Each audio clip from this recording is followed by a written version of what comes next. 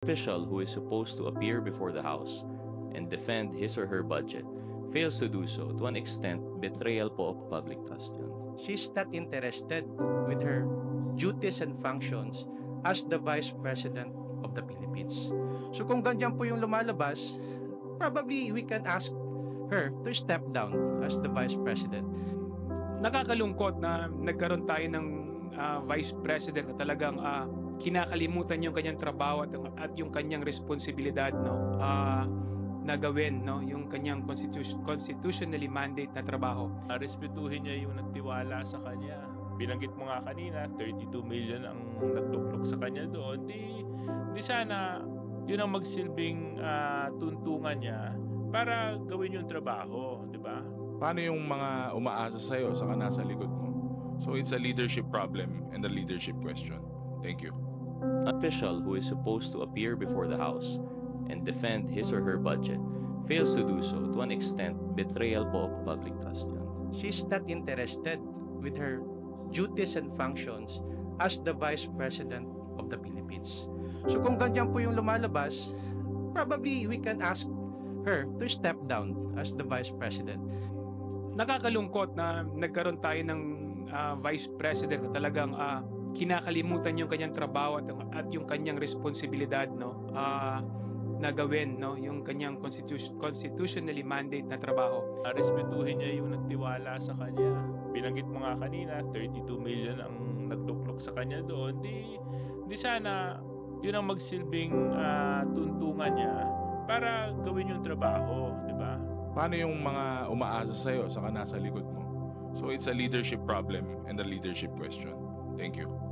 Official who is supposed to appear before the House and defend his or her budget fails to do so, to an extent, betrayal po of public trust yun. She's not interested with her duties and functions as the Vice President of the Philippines. So kung ganyan po yung lumalabas, probably we can ask her to step down as the Vice President. Nakakalungkot na nagkaroon tayo ng Vice President na talagang kinakalimutan yung kanyang trabaho at yung kanyang responsibilidad na gawin yung kanyang constitutionally mandate na trabaho. Respetuhin niya yung nagtiwala sa kanya. Binanggit mo nga kanina, 32 million ang nagtuklok sa kanya doon. Di sana yun ang magsilbing tuntungan niya para gawin yung trabaho, di ba? Paano yung mga umaasa sa'yo sa nasa likod mo? So it's a leadership problem and a leadership question. Thank you. Official who is supposed to appear before the House and defend his or her budget fails to do so, to an extent, betrayal po of public trust yun. She's not interested with her duties and functions as the Vice President of the Philippines. So kung ganyan po yung lumalabas, probably we can ask her to step down as the Vice President. Nakakalungkot na nagkaroon tayo ng Vice President na talagang kinakalimutan yung kanyang trabaho at yung kanyang responsibilidad na gawin yung kanyang constitutionally mandate na trabaho. Respetuhin niya yung nagtiwala sa kanya. Binanggit mo nga kanina, 32 million ang nagtuklok sa kanya doon. Di sana yun ang magsilbing tuntungan niya para gawin yung trabaho, di ba? Paano yung mga umaasa sa'yo sa nasa likod mo? So it's a leadership problem and a leadership question. Thank you.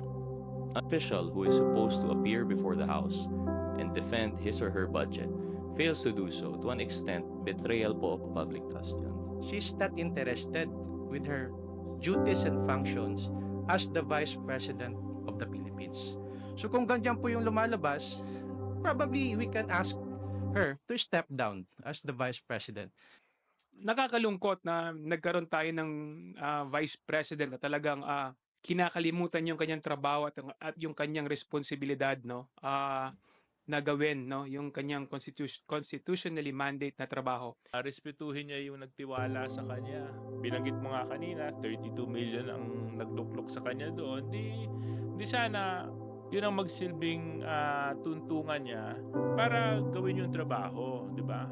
Paano yung mga umaasa sa'yo sa nasa likod mo? So it's a leadership problem and a leadership question. Thank you. Official who is supposed to appear before the House and defend his or her budget fails to do so, to an extent, betrayal po of public trust yun. She's not interested with her duties and functions as the Vice President of the Philippines. So kung ganyan po yung lumalabas, probably we can ask her to step down as the Vice President. Nakakalungkot na nagkaroon tayo ng Vice President na talagang kinakalimutan yung kanyang trabaho at yung kanyang responsibilidad, no, na gawin, no, yung kanyang constitutionally mandate na trabaho. Respetuhin niya yung nagtiwala sa kanya. Binanggit mo nga kanina, 32 million ang nagtuklok sa kanya doon. Di sana yun ang magsilbing tuntungan niya para gawin yung trabaho, di ba? Paano yung mga umaasa sa'yo saka nasa likod mo? So it's a leadership problem and a leadership question. Thank you. An official who is supposed to appear before the House and defend his or her budget fails to do so, to an extent, betrayal po of public trust yun. She's not interested with her duties and functions as the Vice President of the Philippines. So kung ganyan po yung lumalabas,